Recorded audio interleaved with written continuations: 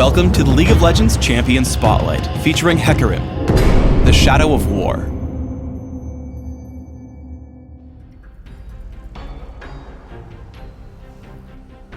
Hecarim is a melee fighter who specializes in high mobility and jungling.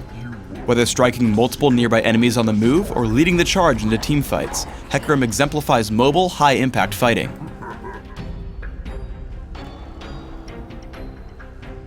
Hecarim's passive is Warpath. Hecarim ignores unit collision and gains a percentage of his bonus movement speed as bonus damage. Rampage immediately damages all nearby enemies. If it hits, the next activation of Rampage enjoys a lower cooldown down to a cap. If Rampage hasn't hit anything for a few seconds, the cooldown returns to normal. As Hecarim's primary damage source, take Rampage at level 1 and max it by level 9. Spirit of Dread creates an aura around Hecarim for a few seconds that constantly damages all nearby enemies. Additionally, Hecarim heals for a portion of any damage dealt to these enemies. Healing against minions is capped. Because it brings both great damage and health sustain, take a point in Spirit of Dread early and max it by level 13. Devastating Charge grants Hecarim steadily increasing movement speed for a few seconds.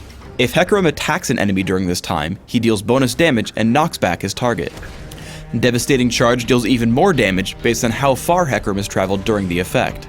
Because it's mostly a utility spell, take a rank of Devastating Charge early, but max it only by level 18. Hecarim's ultimate is Onslaught of Shadows. Hecarim charges to target location, damaging and causing all nearby enemies to flee from Hecarim for a short time.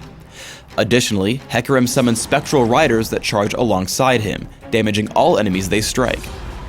Due to the power of the ultimate, rank it as soon as possible at levels 6, 11, and 16. Try to build a mix of damage, toughness, and mobility through your runes, masteries, and items. For example, I take armor penetration marks, flat armor seals, magic resist per level glyphs, and movement speed quintessences.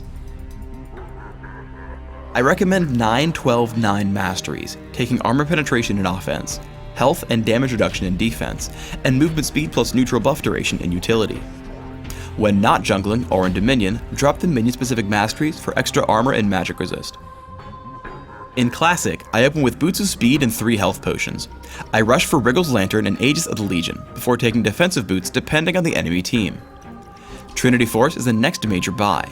After, I grab a mix of damage and durability through Maw of Malmortius and Frozen Heart. In Dominion, my build is similar. I start with Boots of Speed, Prospector's Blade, and 2 health potions. Aegis of the Legion, upgraded boots, and Trinity Force come next. From here, I adapt my build depending on my enemies, choosing among Randuin's Omen, Maw of Malmortius, Sanguine Blade, and Last Whisper.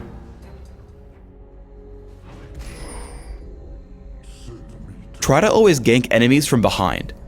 I activate Devastating Charge, close the distance on Galio, and make sure to push him away from his turret. I keep pace with him while I hit Rampage and Spirit of Dread to deal as much damage as possible, before retreating from the turret and giving Nasus first blood.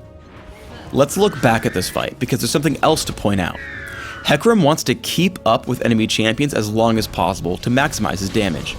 Notice how I tell Hecarim to move forward immediately after every basic attack, ensuring that I stay next to Galio as long as possible for more Rampage hits. Make sure to use the most of Hecarim's mechanics. Before I shove Ezreal toward the wall, I first use Rampage, because Devastating Charge's movement speed feeds into Warpath, giving me bonus damage. I chase with Ghost as he runs, using Rampage and Spirit of Dread to kill him without breaking stride.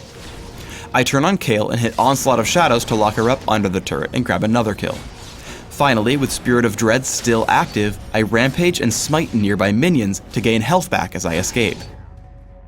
When jungling, try to keep your cooldown reduction on Rampage alive between camps. To do this, make sure that Rampage is the killing blow on the last monster of the camp, then immediately run to the next one. As soon as you're in range, hit Rampage again to keep the cooldown low and enjoy your extra fast jungle speed. In this case, it let me clear the camps just fast enough to grab the Lizard Elder with Smite and run away with Devastating Charge. Remember that Onslaught of Shadows will constantly force the enemy champions to run away from you. Here I initiate on Rammus and move such that he'll run into my team. I push him with Devastating Charge and stay in front of him, cutting down his health with Rampage.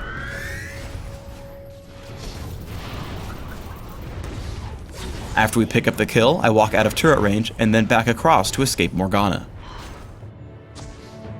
By hitting Onslaught of Shadows immediately after activating Devastating Charge, you can give it a lot of bonus damage and set yourself up for an easy knockback. I lock up Galio and we get him extremely low before his team comes to help. After killing Galio, I move quickly to take out champions with the least armor, taking out Morgana and then Kayle soon after. I spot Rammus just above.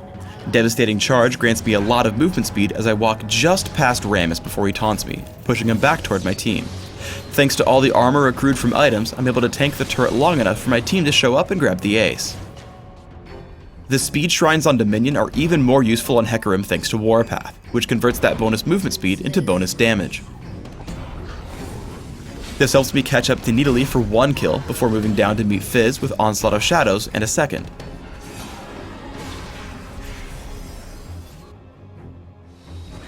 Combining speed shrines with Hecarim's ability to deal damage while moving means you should always try to juke skill shots.